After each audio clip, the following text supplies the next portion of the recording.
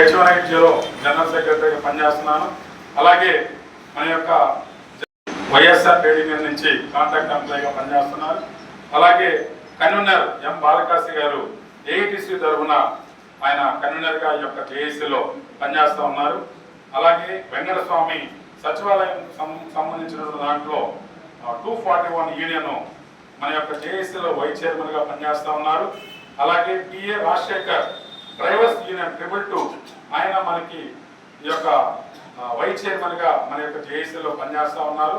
కో కన్వీనర్గా మన బాలాజీరావు బాలాజీరావు C92 మనందరూ కూడా సుపరిచితులే, మీకు తెలిసినటువంటి వాడు మన జిల్లాలో పనిచేస్తున్న SCRలో పనిచేస్తున్నటువంటి బాలాజీరావు C92. అలాగే AP Genco transport discoms workers union H43 వీళ్ళందరూ కూడా జెన్కోలో మన BTPS RTBP కృష్ణపట్నం పోర్టు దీంట్లో పనిచేసేటువంటి H43. అలాగే దొరబాబు చీఫ్ కోఆర్డినేటర్గా పనిచేస్తూ ఉన్నాడు. వీళ్ళు పీక్ లోడ్ వర్కర్స్ అని చెప్పేసి మనకి ఈపీడీసీఎల్ కంపెనీలో ఉన్నారు. వీళ్ళందరూ కూడా మన జేఏసీతో అందరం కలిసిమెలిసి పనిచేస్తూ ఉన్నాం. ఇక మిగతా అందరూ కూడా ఎగ్జిక్యూటివ్ మెంబర్స్గా ఉన్నారు. ఓవరాల్గా 9 సంఘాలతో ఈ యొక్క జేఏసీ నిర్మాణం ఏర్పాటు చేశాం. తెలిస్తే మీరు మాట్లాడేదానికి బాగుంటుంది.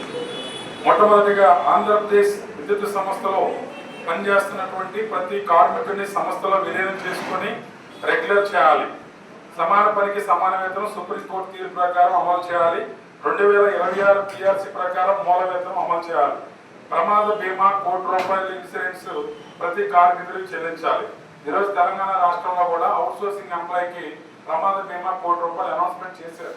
ఇంకా ఇంప్లిమెంట్ అయిందో లేదో తెలియదు కానీ, అలాగే మన ఏపీలో గ్రేడ్ 2 JLMలుగా నిన్నటి వరకు ఎవరైతే కొనసాగింపుగా ఉన్నారు, ఈరోజు వాళ్ళు కన్వర్షన్ అయ్యారు JLMలుగా, వాళ్ళకు కూడా ప్రమాద బీమా ₹1,00,00,000 అమలైంది. ఈపీడీసీఎల్ కంపెనీలో ఒక కార్మికుడి ప్రమాదం నిమిత్తం చనిపోతే ఆ కుటుంబానికి ₹1,00,00,000 అందజేసినటువంటి పరిస్థితి ఉంది. అలాగే మన యొక్క అవుట్సోర్సింగ్ లో పనిచేస్తున్నటువంటి ప్రతి ఒక్క కార్మికుడి, కంప్యూటర్ ఆపరేటరా, షిఫ్ట్ ఆపరేటరా, షిఫ్ట్ సబ్ ఇంజనీరా, సిబిడి లైన్స్ గ్యాంగ్, ప్రతి ఒక్కరికి ఎవరైతే అవుట్సోర్సింగ్ కింద పనిచేస్తున్నామో అన్స్కిల్డ్ మొదలుకొని హై స్కిల్డ్ వరకు ప్రతి ఒక్క కార్మికుడికి ₹1,00,00,000 ప్రమాద బీమా ఇవ్వాలనేటువంటిది పెట్టడం జరిగింది. అలాగే రిటైర్మెంట్ బెనిఫిట్ ₹10 లక్షల ఇవ్వాలని చెప్పేసి జేఏసీగా చెప్పడం జరిగింది. ఆల్రెడీ గతంలో వాళ్ళు జేఏసీగా పెట్టినప్పుడు 5 లక్షలకు గాను 2 లక్షలకి ఆల్రెడీ అగ్రిమెంట్ అయ్యారు. రేపు మనకి వేజ్ ఎన్హాన్స్మెంట్ జరిగేటప్పుడు ఇవ్వాలనేటువంటిది మేనేజ్మెంట్ నుంచి మనం చెప్పడం జరిగింది. 2 లక్షలకి ఆల్రెడీ అంగీకరించారు. జేఏసీగా మనం 10 lakhs ఇవ్వాలనేటువంటిది మనం పెట్టడం జరిగింది. అలాగే ఆప్కాస్ జియో నంబర్ 7ను విద్యుత్ రంగంలో రద్దు చేసి కొత్తగా నియమించబడ్డ హై స్కిల్డ్, అన్స్కిల్డ్ మరియు స్కిల్డ్ ఆపరేటర్స్కి కొత్త పాత అనే తేడా లేకుండా అందరికీ ఒకే విధంగా ఉండే విధంగా చెల్లించాలని చెప్పేసి మనం చెప్పడం జరిగింది. 2023 తర్వాత ఎవరైతే జాయిన్ అయ్యారో వాళ్ళు ఆప్కాస్ జియో ప్రకారం హై స్కిల్డ్ 21,500, స్కిల్డ్ 18,500 వాళ్ళు తీసుకుంటున్నారో వాళ్ళను కూడా ఎవరైతే పాత ఆపరేటర్లు, పాత హై స్కిల్డ్ వాళ్ళు ఉన్నారో వాళ్ళతో సమానంగా ఇవ్వాలనేటువంటిది కూడా డిమాండ్ పెట్టడం జరిగింది. అలాగే జెన్కోలో కొన్ని కేటగిరైజేషన్, మొన్న జెన్కోలో ఆర్టీపీపీలో సమావేశ సదస్సుకి వెళ్తే వాళ్ళ పరిస్థితి చూస్తే అసలు వర్ణాతీతం. ఆ కోల్ ప్లాంట్లో కానీ ఆ యాష్ ప్లాంట్లో కానీ వాళ్ళు చేసేది అసలు హై స్కిల్డ్ కన్నా కూడా ఇంకా మించేదన్న పదం ఉంటే చెప్పచ్చు. ఎట్లా ఎంత ప్రమాదం అంటే అంత ప్రమాదకరం వాళ్ళు. కానీ వాళ్ళు మొత్తం కూడా అన్స్కిల్డ్ అంట.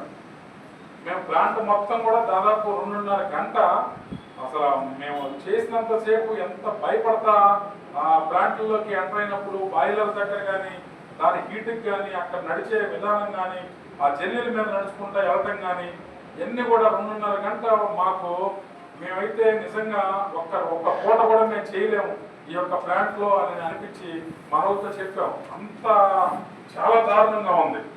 మొత్తం హ్యాష్ ఆ కోల్ ప్లాంట్లో చేసే వాళ్ళు అయితే బొగ్గు ప్లాంట్లలో చాలా ఘోరంగా ప్రతి ఒక్కటి అంటే అక్కడ చేయవలసినటువంటి పనిని కూడా మన యొక్క అవుట్సోర్సింగ్ ఎంప్లాయీస్కి అప్పచెప్పి వాళ్ళ చేత పనిచేపిస్తున్నటువంటి పరిస్థితి ఉంది. సో అక్కడ కూడా కేటగిరైజేషన్ జరగాలి అనేటువంటి దాని మీద, అంటే అన్స్కిల్డ్గా 15-20 సంవత్సరాల నుంచి చేస్తున్నా కానీ కేటగిరైజేషన్ లేదు, అంటే స్కిల్డ్ గాను మార్చాల్సినటువంటిది పెట్టడం జరిగింది. అలాగే ఈఎస్ఐ లేనటువంటి వారికి హెల్త్ ఇన్సూరెన్స్ అంటే high skilled CBD lines gang, maintenance gang, ఎవరైతే హై స్కిల్ ఉన్నారో షిఫ్ట్ సబ్ యూనిట్స్ వీళ్ళందరూ కూడా 21,000 క్రాస్ అయిందని చెప్పేసి ఎవరికి కూడా ఇన్సూరెన్స్ లేదు. వీళ్ళందరూ కూడా ఎవరికైతే ఈఎస్ఐ లేకుండా ఉన్నారో వాళ్ళకి అన్లిమిటెడ్ హెల్త్ పాలసీ పెట్టాలి విత్ ఫ్యామిలీ అనేటువంటి దాన్ని జేఏసీ కూడా పెట్టడం జరిగింది. ఏపీ జెన్కో ట్రాన్స్పోర్ట్ సిస్టంలో ఎక్కడైతే ఖాళీలు ఉన్నాయో వాటిని తక్షణం భర్తీ చేయాలి, వర్క్ లోడ్ తగ్గించాలి అనేటువంటిది అనేక చోట్ల సబ్స్టేషన్లో ఖాళీలు ఉన్నాయి. ఉన్న వాళ్ళు ఎగ్జిస్టింగ్ వాళ్ళ చేతే కొన్ని కిలోమీటర్ల దూరం పెంచైనా సరే ఇల్లు మీరు చేయాల్సిందనేటువంటి వర్క్ లోడ్ ఏదైతే ఉందో దాన్ని తక్షణం భర్తీ చేయాలనేటువంటి దాన్ని డిమాండ్గా పెట్టడం జరిగింది.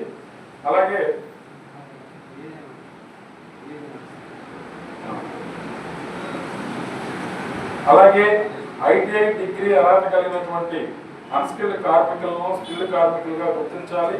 CBD gang, maintenance gang, MRT, TRE కార్మికులకు రిస్క్ అలవెన్స్ మరియు టీఏ అమలు చేయాలనేటువంటి దాన్ని వాళ్ళందరూ కూడా మనకు తెలుసు. CBD lines gang, MRT, TRE వీళ్ళందరూ కూడా జిల్లా మొత్తం తిరుగుతూ ఉంటారు. సిబిడి లైన్స్ గ్యాంగ్ అయితే మీ అందరికీ తెలిసిందే, ఫారెస్ట్ ఏరియాలోకి వెళ్తే మళ్ళీ ఎప్పుడు తిరిగి వస్తారో కూడా తెలియదు. అలాంటి వాళ్ళందరూ కూడా రిస్క్ అలవెన్స్ కూడా కంపల్సరీ ఇవ్వాలనేటువంటిది కూడా పెట్టడం జరిగింది. అలాగే చాలీచాలని జీతాలతో ఏళ్ల తరబడి ఇతర జిల్లాల్లో పనిచేస్తున్నటువంటి వారికి సొంత జిల్లాలకు బదిలీ అయ్యేటువంటి అవకాశం, మ్యూచువల్ ట్రాన్స్ఫర్ కూడా ఇవ్వాలనేటువంటి దాన్ని పెట్టడం జరిగింది. సర్వీస్ ఇన్సెంటివ్ 10 సంవత్సరాలు 20 సంవత్సరాలకు సంబంధించినటువంటి ఏపీ డిస్కమ్స్ లో కొన్ని చోట్ల అమలు కాలేదు. వాటిని కూడా కంపల్సరీగా ఇంప్లిమెంట్ చేయాలని స్టార్టింగ్ లో డిమాండ్ పెట్టాం. దీని మీద సిపిడిసిఎల్ సిఎండి గారితో మాట్లాడాం, అలాగే ఎస్పిడిసిఎల్ సిఎండితో మాట్లాడాం, అలాగే ఈపిడిసిఎల్ సిఎండితో కూడా సిస్టమ్ సంబంధించినటువంటి కార్మికులకు ఏదైతే ఈ యొక్క పెయిడ్ హాలిడేస్ సంబంధించి కానీ పెయిడ్ హాలిడేస్ దీంట్లో మెన్షన్ చేయలేదు కానీ ఈ యొక్క ఇన్సెంటివ్, పెయిడ్ హాలిడేస్ వీటన్నిటిని కూడా మాట్లాడడం జరిగింది. అలాగే డిస్కమ్ పరిధిలో గల 33 సబ్స్టేషన్లో వాచ్మెన్ వ్యవస్థని పునరుద్ధరించాలని చెప్పేసి ఈ డిమాండ్ కూడా పెట్టడం జరిగింది. గతంలో 33 సబ్స్టేషన్లో ఒక వాచ్మెన్, ఒక ఆపరేటర్ పనిచేసేవాళ్ళు. ఈరోజు వాచ్మెన్ ఫీల్డ్లో వాడుకోవడం వల్ల ఒక ఆపరేటర్ ట్రాన్స్కోలో 3 ఉంటాం. హై స్కిల్ ఉంటారు, స్కిల్ ఉంటారు, అన్స్కిల్డ్ ఉంటారు. 3 మన షిఫ్ట్ చేసేటప్పుడు 3 ఉంటాం. ఎవరికైనా ఇబ్బంది అయినా మిగతా ఇద్దరు సేవ్ చేసేదానికి బాగుంటుంది.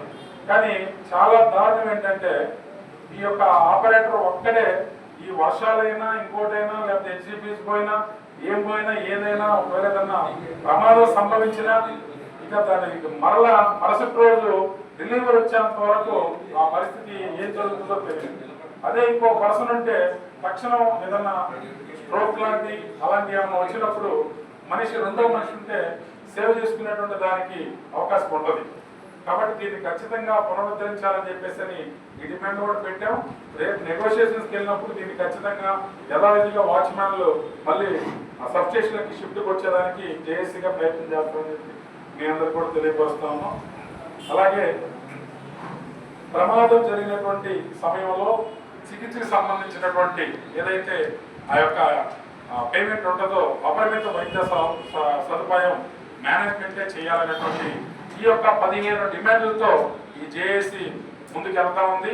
ఇంకా ఏమైనా ఫ్యూచర్లో కార్మికులకి ఇంకేమైనా వీటికి మించి ఇంకేమైనా సమస్యలు ఉంటే వాటిని కూడా ఖచ్చితంగా మేనేజ్మెంట్ ముందుంచేదానికి ఈ జేఏసీగా మేము సిద్ధంగా ఉన్నానని తెలియపరుస్తూ, ఎవరైనా మా కార్మికులు ఏదైనా డౌట్ ఉంటే త్వరగా మాట్లాడదు. ఎందుకంటే లంచ్ టైం అయింది కాబట్టి అందరికి కూడా 2:10